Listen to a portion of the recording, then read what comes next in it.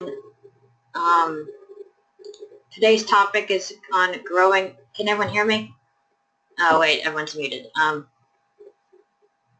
Ben, can you hear me? I can hear you. Okay, that means everyone else can. Today's topic is on growing your membership, and the presenter is Ben Gardiner, Boston Community Coordinator for the Autistic Advocacy Network. Right. All right, let's get started. And if you have any questions anytime, you can raise a digital hand, or there will be questions of it. You can ask questions at the end out loud. Okay.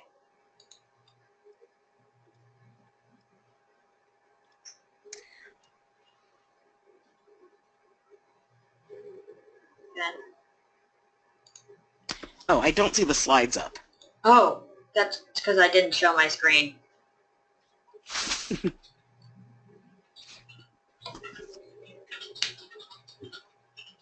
Now, do you see the slides now? Mm-hmm. Okay. All right, so welcome to this Growing Your Membership webinar. So today I'm going to be talking about ways that you can increase your membership of your organization and make sure to keep the people that are already in your group fully engaged and interested and excited about your project. So for a lot of groups, especially groups that are just getting started out, there are a lot of challenges that we encounter.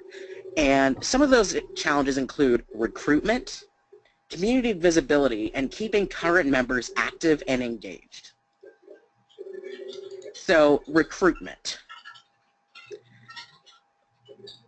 That can be a hard one because you want to make sure that you have people coming in.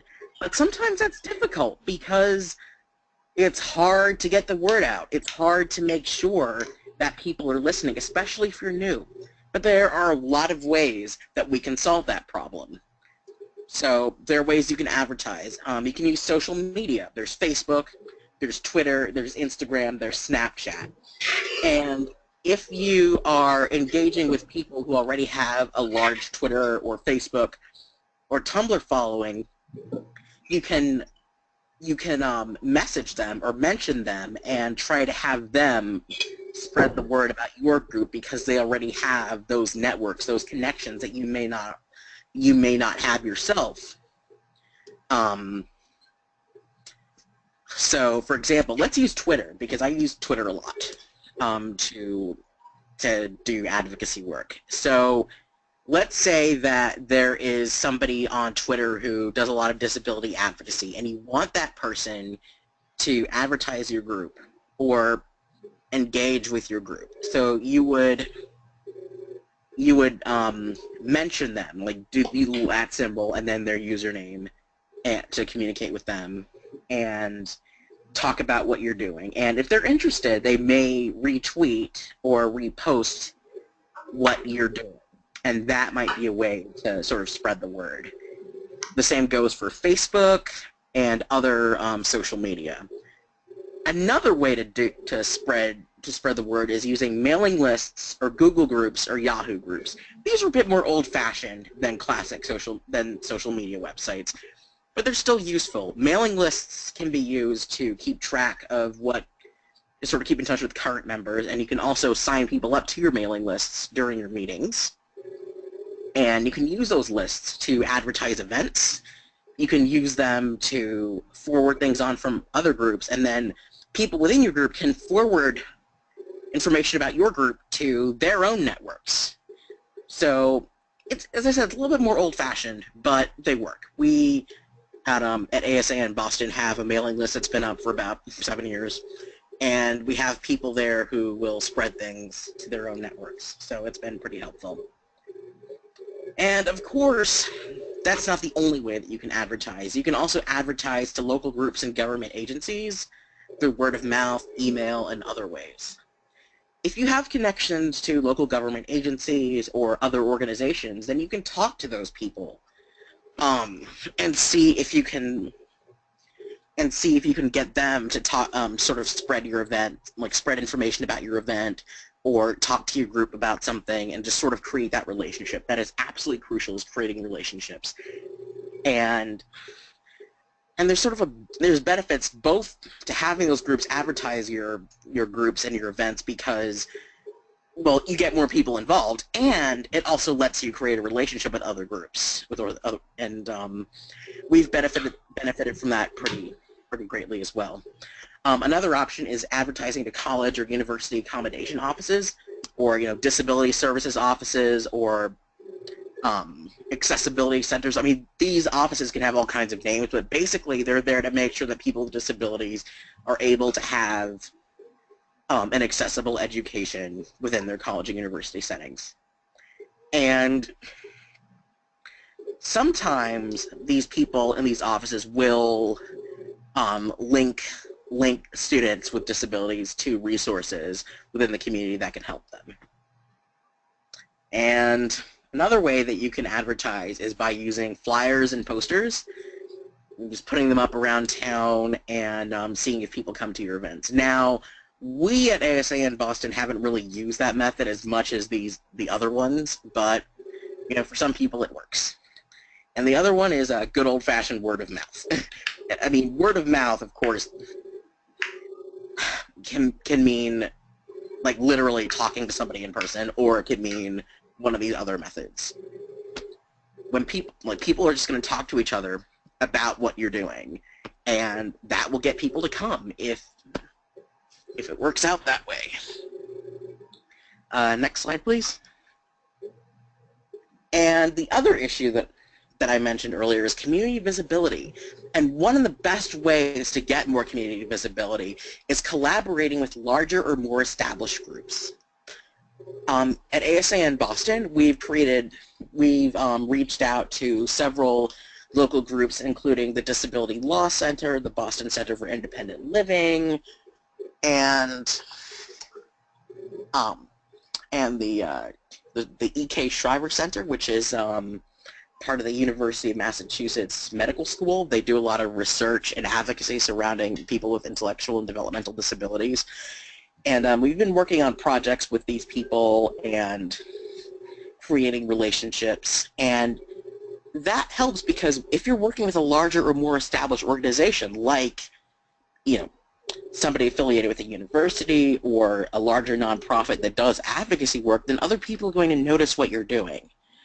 And they're going to get interested. They're going to go, wow, this group is out there doing good in the world. They're out there making sure that people with disabilities are being treated with respect, that they are strong advocates, that they are a new and powerful voice in this community, and we need to support them.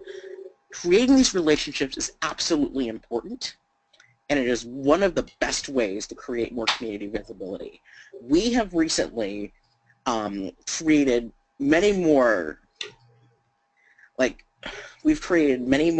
relationships with community organizations, and our membership has grown. We've had much higher attendance at our meetings after getting involved with these other organizations. We have done educational panels. We've been, asked to get involved with all kinds of new projects that we weren't before because of these relationships. And there are a lot of different ways that you can collaborate and work with these other organizations. You can have educational panels about disability, about things that you're advocating for. Last year, we at ASA in Boston worked with MassAdapt, a disability rights organization in Massachusetts, to put on a panel, the Disability Educational Series about autism. So we had 4 of us speak to a group of about 20 or 30 people about autism, about what it means to be autistic, and how our experiences have shaped the way we go through life with a disability. And that relationship with MassAdapt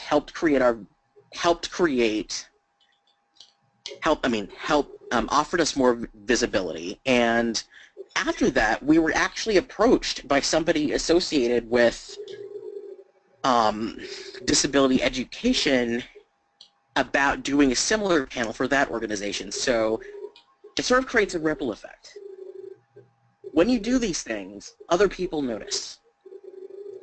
Another example is co-hosting events. So this year we had Autism Acceptance Month, and we co-hosted it with the Disability Justice Caucus at Northeastern University School of Law. We've also had people distribute materials, mostly, well, digital materials, mostly like reposts on Facebook and Twitter, and connecting via social media. So all those things are ways that you can work with other organizations. And those relationships are big. That's something I'm going to stress throughout this entire presentation. Growing your membership and increasing visibility is all about relationships and the effort you put into them. Next slide. So, and the next thing I'm going to talk about is having great events. Events are a great way to boost your membership and to foster those relationships I talked about. Of course, I already hinted at some events earlier, so I'm going to get into some more detail about that. So, having good events, you want to make sure they're accessible. You want to make sure that as many people as possible are able to come to your event and get full enjoyment from it. So, some examples of accessibility are, things like wheelchair accessibility, having captions for videos, making sure that the space is sensory friendly. Like you might want things to be scent free because a lot of people have like multiple chemical sensitivities, or they just can't deal with very strong smells because their senses are very sensitive. So they can't deal with like perfume and that kind of stuff. Or people might need quiet space to retreat and relax. People might need sign language interpreters. All these things are ways that you can make your space accessible. And that is something that we have definitely considered in planning our own events. We tried to have our meeting spaces in places that are accessible to people who use mobility aids. For some of our bigger events, we have had, like for example, the Disability Education Series, we had real-time captioning for people who may be deaf or hard of hearing or have auditory processing disorders. Generally speaking, our events are scent-free. We make sure that people are able to step out if they get overloaded. We make sure that we show subtitles or captions on videos if they're available. Those are things that we do to make sure that the space is accessible. And that should not be an afterthought. That should just be built into what you do, because as disability advocates, you want to make sure that your events are open to people with disabilities. Another way to make sure that your events go well is to advertise to your networks to get more publicity, which is kind of what I was talking about earlier. Do you know other groups with similar interests? Are you on social media? Reaching out and remembering that you have people that you have relationships with is a good way to make sure that people are coming to your events. So, for example, we at ASAM Boston hold our chapter meetings at the Disability Law Center, and since we started holding meetings there were people who were not able to go to meetings in our previous venue, which is a little bit further out, but they're going to our meetings now because it's in a more accessible space and because it's associated with an established organization that has had a lot of presence in the area for a while. And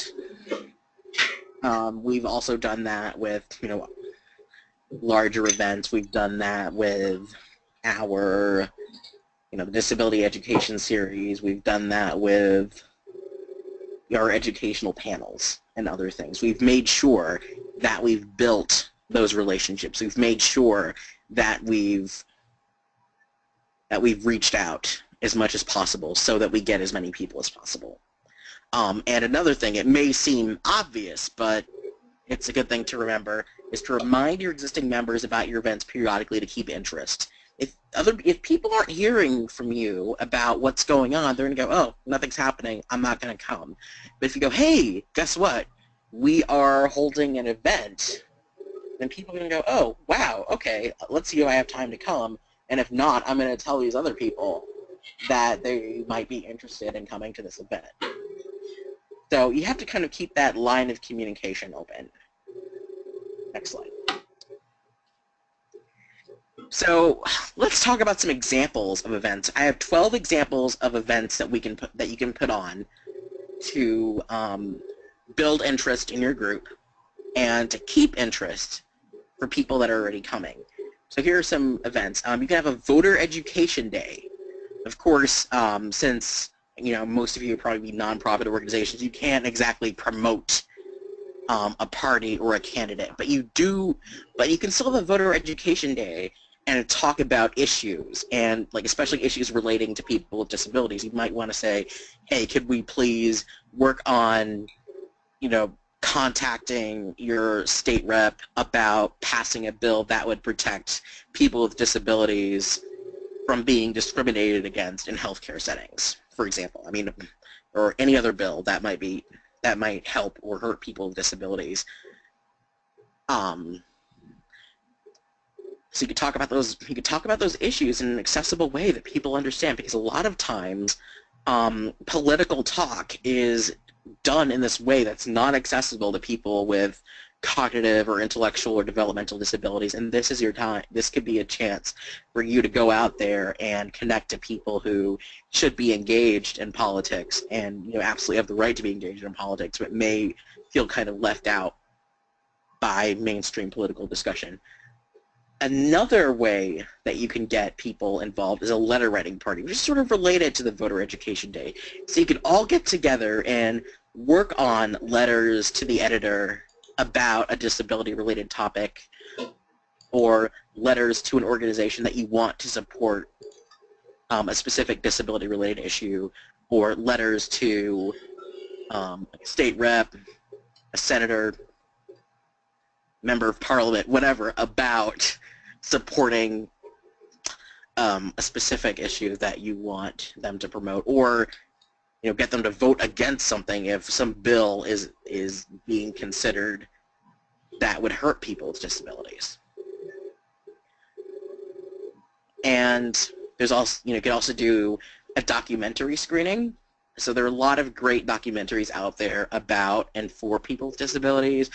For our Autism Acceptance Month at ASA in Boston, we showed a film called Citizen Autistic, and some people came and we all watched it together and had a potluck, had delicious food, and watched the movie. And that's a way to sort of get people talking. And if you have a discussion afterwards, that's a way to get people talking about disability, about what your group is trying to advocate for, and it's also fun. It's also something that people like to come and see movies.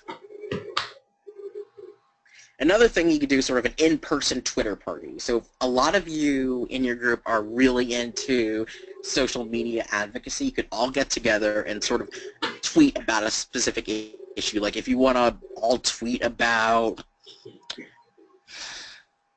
if you all want to tweet about the rights of people with intellectual disability, and let's say there's a bill being introduced in a state legislature about protecting people with intellectual disabilities from having their children taken away in custody disputes just because they have an intellectual disability. You could all get together and tweet about why you want to protect the rights of people with intellectual disabilities to have, to take care of their children, and talk about how they could be good parents and be good self-advocates.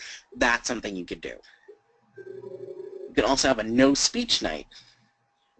There are a lot of people with developmental disabilities and other disabilities who may not speak but can communicate in other ways, and a no-speech night could be a way to include those people by all communicating in the way that they would communicate, by using other devices like computers or iPads or sign language or other ways to talk that don't involve speaking. Another thing you could do is a Lego party. You know, if a lot of people in your group really like putting Lego together, you could do that. You know, it's fun, it's laid back. You could get together and come up with some really creative sculptures. So that's something you could do. Next slide.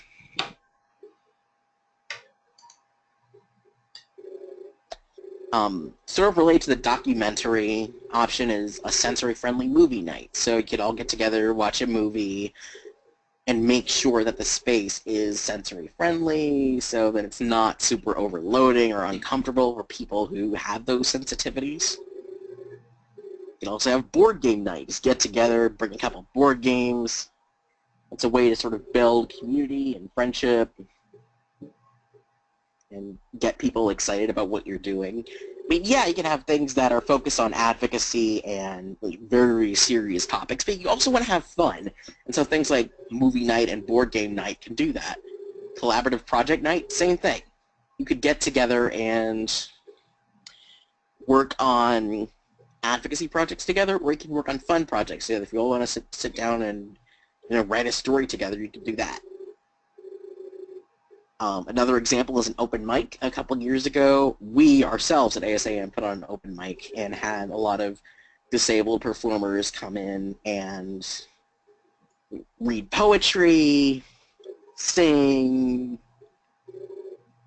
play instruments, etc. It was pretty well attended too. That was one of the most fun events that we put on. We can also do craft night, get together, get some craft supplies, and chill out and make some crafts. You can have special topic panels. We did that with the Disability Education Series. And of course, you could do it about different disabilities. For example, if you have people with Down syndrome in your group, you say, oh, let's have a special topic panel about Down syndrome and education, or autism and employment, or just intellectual and developmental disabilities and navigating government services. All those things can be good topics for special topic panels. Next slide, please. So let's talk about some specific examples of things we've done at ASA in Boston, which I've mentioned before, but I'll go through them again. We had the Autism Acceptance Month documentary screening of the film Citizen Autistic. We had a potluck party in 2015 that several people got together, and we had food, we hung out, we chatted, we played board games. It went pretty well.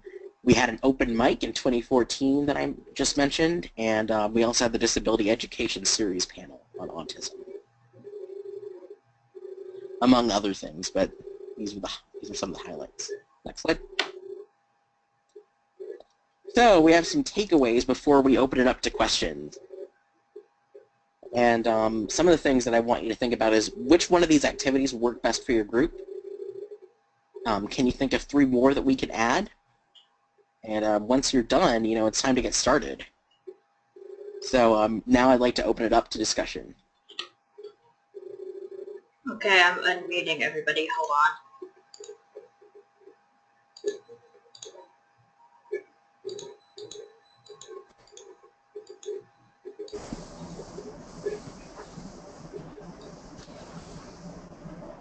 Okay, does anyone have questions?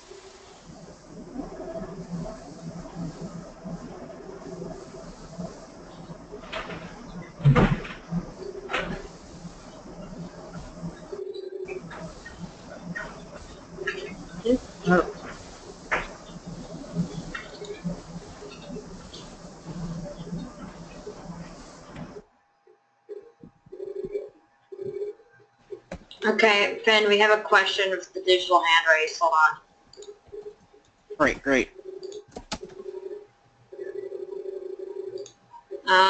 Sorry, I think I accidentally exited the question. Could you ask it again?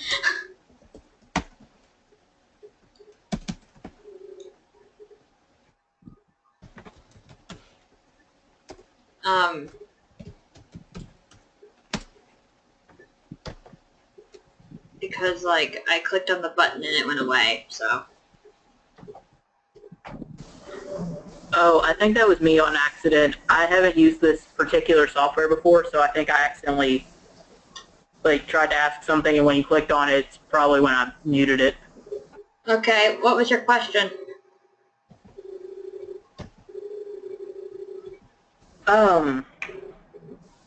It was mostly about like, crap, I forgot. A lot of these ideas are for like more developed chapters. My chapter is really new. We just had our first meeting, so like, what would you suggest starting with? Because there's a lot of ideas that got thrown out. Do you have any? Do you know any of any other disability advocacy groups in the area? I know that there's a Center for Accessible Living, but as far as organizations, I actually think we're the only one in the area. I know there used to be an ADAPT chapter a while back, but that is currently defunct.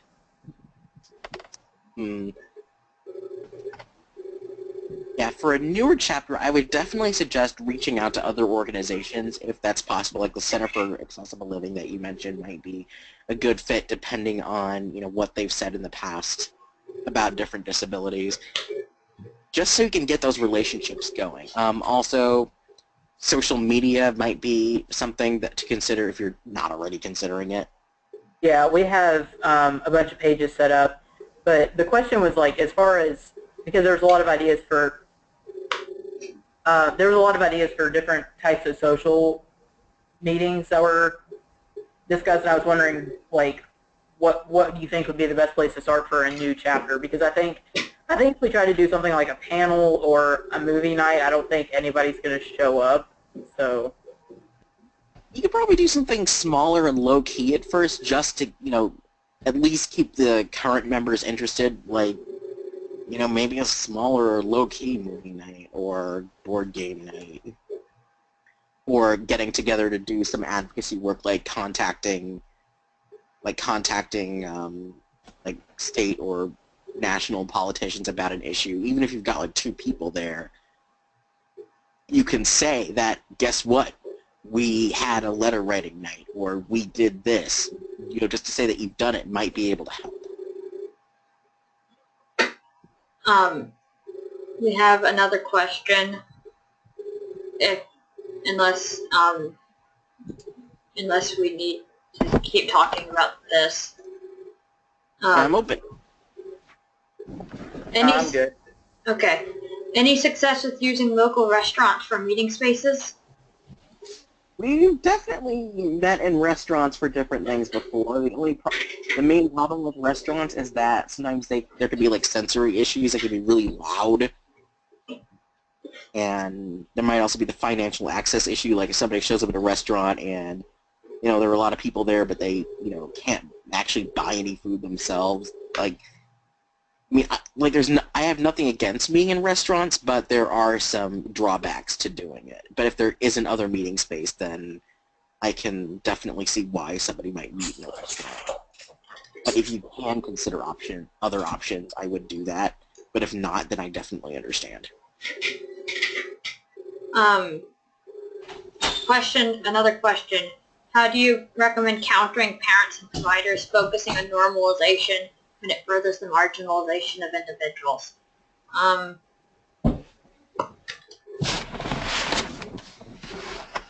How do you counter groups supporting normalization? When normalization furthers the marginalization of people. Well, I mean,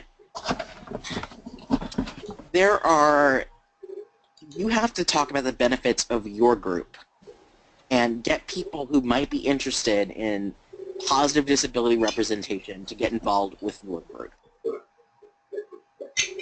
Now, there are going to be people that are interested in normalization, and those people are wrong. But you have to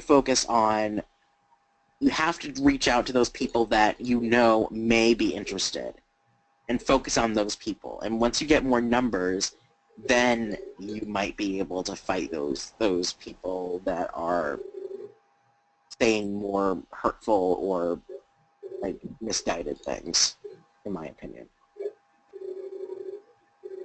If somebody else wants to add to that, then they certainly can.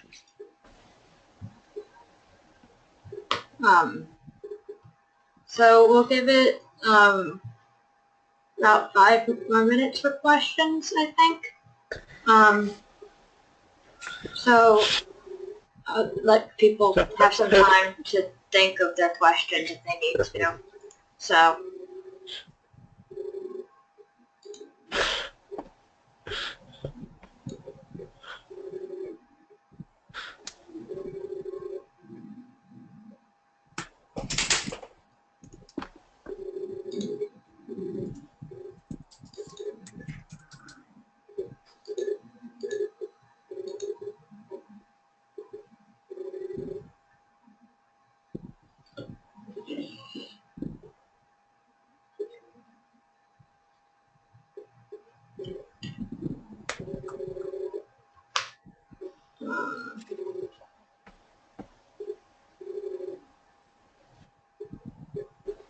So I'm just gonna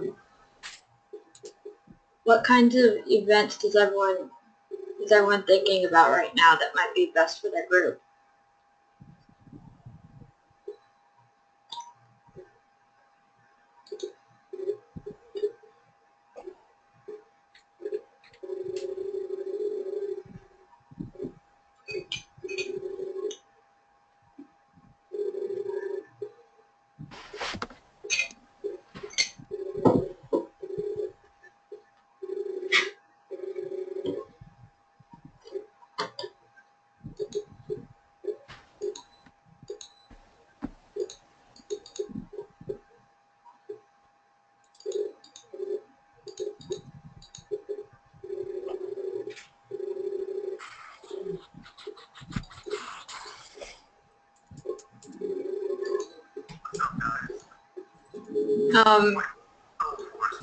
So if,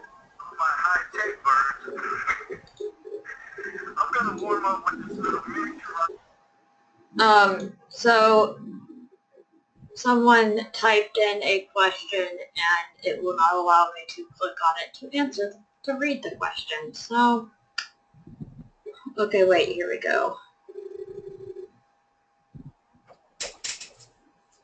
I am still muted and unable to reply.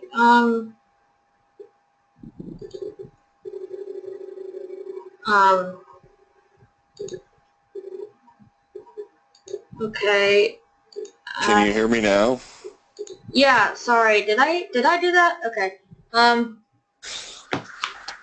Hi. Hi, it's Chad with Nashville. Hi. Hi. Yeah, I thought there were a lot of great ideas. I know right now I'm trying to bring in a co-leader, pretty much at the point we're at with Nashville, having started in November. It's kind of been just me winging it, and it's not going that well so far. We have had some interest, but the place we were meeting, the church modified its policies, and they wanted us to have a GL insurance policy in exchange for using the space, plus agree to a per-use rental amount and all that kind of stuff. So that kind of threw our stability and stable meeting and schedule and all of that into complete disarray. So that's kind of where I'm at, is trying to figure out where we can go and what we can do, because I know a lot of individuals, they like that stability and regularity of a place. So I've been trying to figure out like local restaurants that might have like that separate section where you can kind of go off and close the doors to minimize the other sensory type issues. Yeah, restaurants might be a good option in your case if you can't get other meeting space, or if they're making it difficult for you to get meeting space. Yeah, I'm running into that frequently, which it's really awkward for me, because as a professional, I'm a loss control professional, so I understand why churches require this, but living here in the Bible Belt and seeing that individual support aspects are being kind of pushed out the front door of churches makes no sense whatsoever in the realm of like spiritual beliefs. Yeah. So I don't know, and and a lot of libraries are limited to that. Some of our folks tend to be loud, so libraries don't want us really getting that kind of an aspect. Are there any libraries where you can reserve a room? Because we've done that.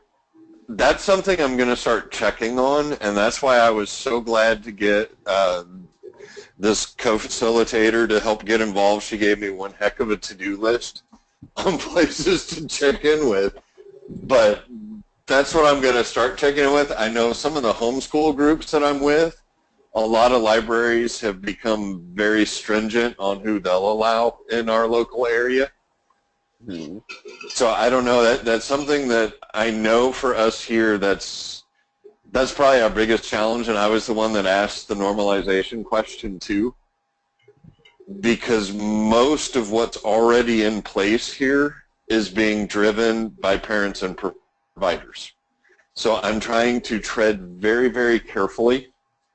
I know there's a lot of good people, a lot of well-intended people, and I don't want to start this by, so to speak, burning bridges. I want to make allies. I want to find these good people. I want to support everybody. But it's really difficult when it's like I want to walk past the mouthpieces and talk to the individuals and not feel like I'm stepping on toes when it's almost like I have to get to them. Oh, Chad, someone has commented that a lot of times university or college libraries will allow for room reservations. Okay. I think I could definitely check on that. I think Vanderbilt is usually a good support, especially through their Kennedy Center. So that was one that was on my list. Possibly Belmont too. But now, when they say rent or make available, are we talking like for a fee or sometimes for a fee? And how would that work? Do we have the ability to turn that in? Because like so far, the only times I've done stuff like that, I've just been paying for it out of pocket. Well, you usually submit a request for reimbursement ahead of time, and we try to cover it, but we can't always. Hold on, question.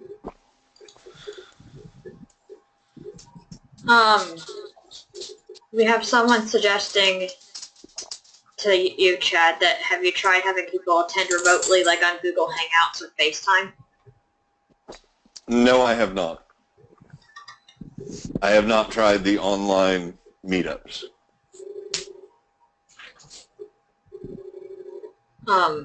Well, those could potentially be useful if you like get into a space where you find a meeting space and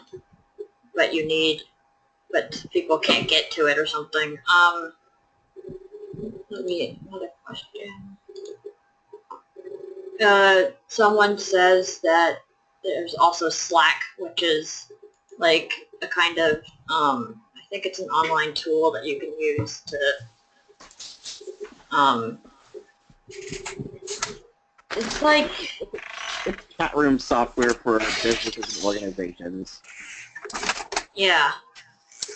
And one problem with Slack is that for a while, I heard they may have improved this, but I'm not 100% sure. That it's not fully accessible to a blind and partially sighted users that use screen readers, but I think they're working on it.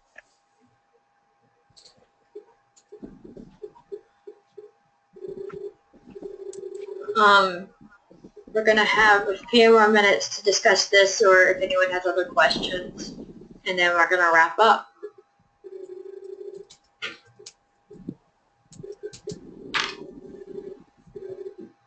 Just to make sure I understand, as far as like the public exposure aspect, doing educational format presentations is probably in the introductory phase? Mm-hmm. Okay. Someone commented that Slack is definitely not accessible for, it says it's not, I use it for my internship, the format is hard to read because it's messy. for Slack. It always looks like a big block of text. So it's generally really hard to tell who's saying what. Okay, hold on. Someone has their hand raised, and it's not letting me do things. Sorry.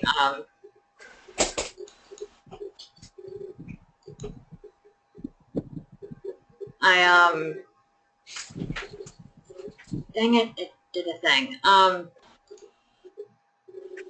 If the person who raised their hand could type in a question or talk out loud, that would be helpful, because I think the hand function might just be for letting people know that you want to talk.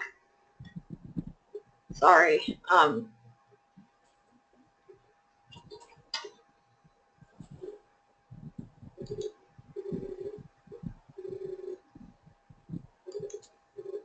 So we'll give, we'll see if, we get the question and stuff, so.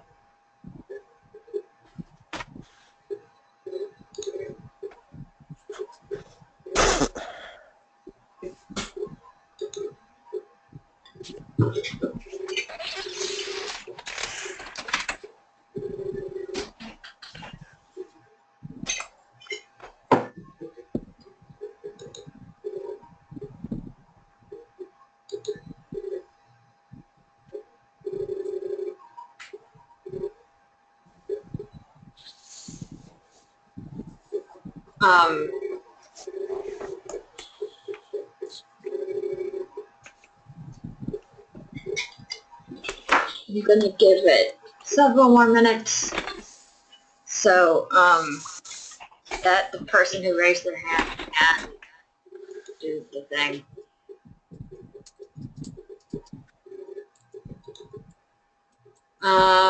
Someone else raised their hand. Could you please type your questions or ask them out loud? Because now you've got the floor.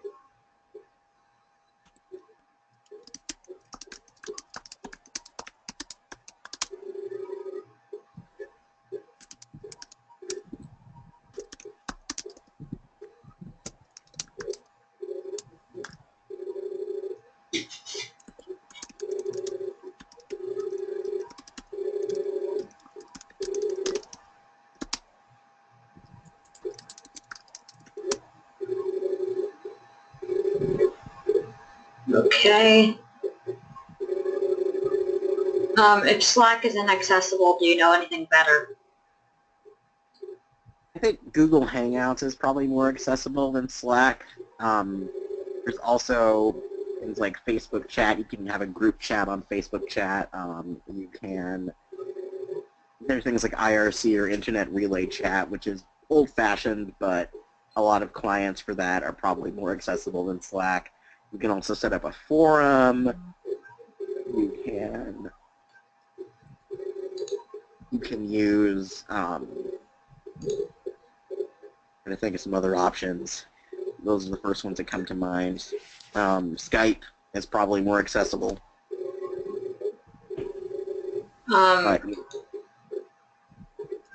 Okay. Person says thank you. So I realized I think I muted the other person who is trying to ask a question. So I'm really sorry about that. So I'm going to give it several more minutes for, just so they can ask a question if they have a question. So. Sorry, I'm having lots of problems with my mobile app, and audio is fading in and out very badly for me. Are these slides going to be available to view after this webinar is done, and for the rest of them also, maybe? We caption the YouTube, we caption the webinars and place them on YouTube. Oh, that's great. Thank you. So the old webinars are on YouTube? Not all of them are up yet, but we're working on it. We have a captioning team working on them, so most of them, the ones that are up, can be found on the Pacific Alliance website, which is pacific-alliance.org.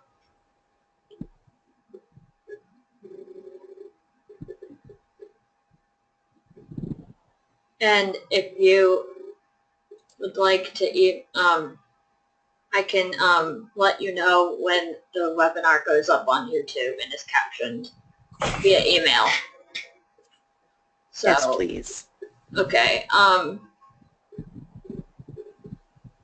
It will take at least a couple of weeks, just to let you know. Okay. So, okay. If we don't have more questions, I think we're going to wrap up. I would like to thank everyone for attending and for asking lots of questions. And I would like to thank Ben for presenting, and the webinar will be recorded and put on YouTube. I'll send everyone the link when it's up. So everyone have a wonderful day. Bye. Bye. Thank you all.